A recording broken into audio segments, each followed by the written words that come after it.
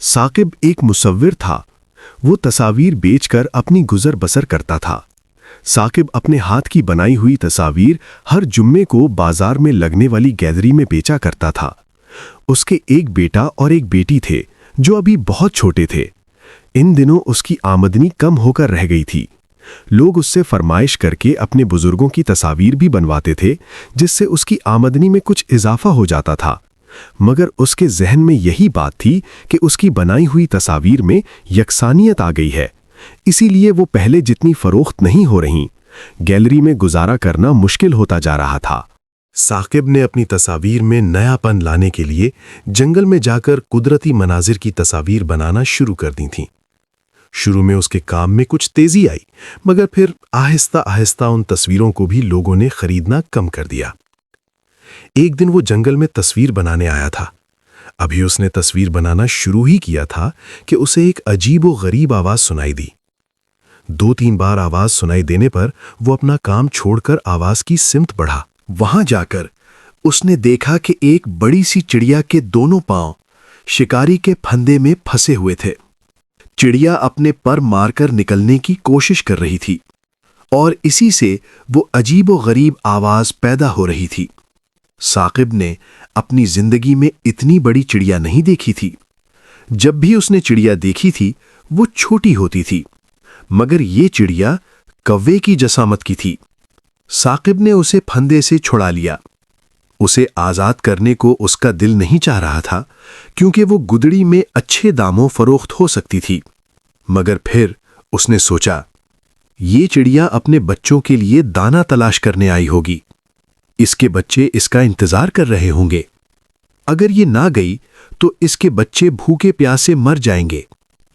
ये ख्याल आने पर उसने चिड़िया को आजाद कर दिया। वो चिड़िया एक तरफ जा बैठी और एहसान भरी निगाहों से उसे देखने लगी। साकिब ने दरख्त और उस पर बैठी चिड़िया की तस्वीर बनानी शुरू कर दी। चिड़िया के रंग बरंगे पर उसे बहुत खूबसूरत बना रहे थे। जब तस्वीर मुकम्मल हुई तो अचानक चिड़िया इंसानी आवाज में बोली, तुमने बहुत शानदार तस्वीर बनाई है। क्या तुम चाहोगे कि तुम्हारी बनाई हुई तस्वीर ज्यादा कीमत में फरोख्त हो और तुम अमीर हो जाओ? साकिब हैरान रह गया और बोला, मैं इन दिनों माली तौर पर बहुत परेशान हूं। अगर ऐसा हो जाए तो मेरे बच्चे तुम्हें दुआएं देंगे। चिड़िया ने कहा, कल सुबह तुम इसी जगह आकर कुछ देर के लिए आंखें बंद करके लेट जाना। जैसे ही तुम आंखें बंद करोगे तुम्हें नींद आ जाएगी। नींद में तुम्हें एक चेहरा नजर आएगा। उस चेहरे को अच्छी तरह जहन नशीन कर लेना।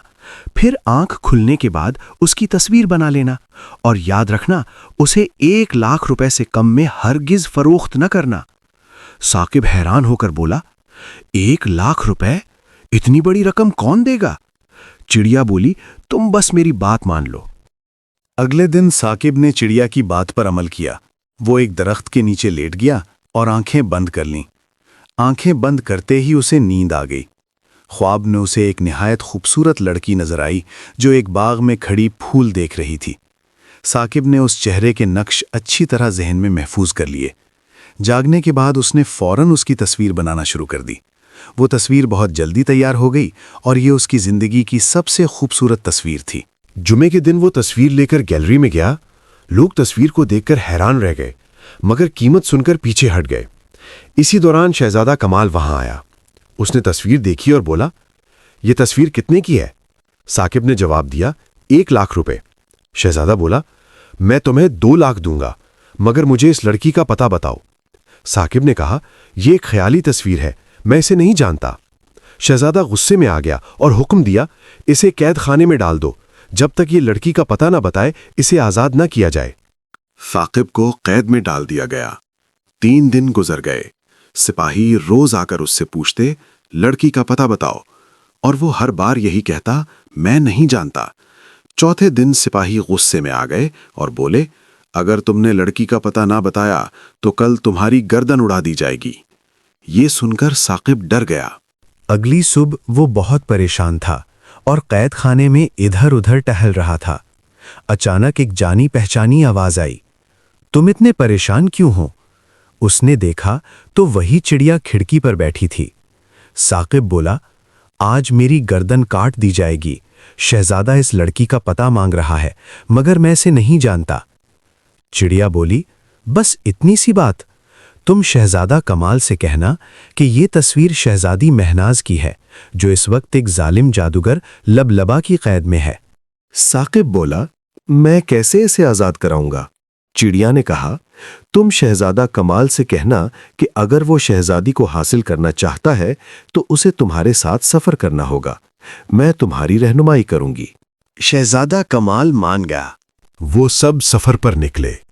کئی دنوں کے بعد وہ ایک ایسے شہر پہنچے جہاں ہر چیز پتھر کی بنی ہوئی تھی، لوگ، جانور، درخت، سب کچھ۔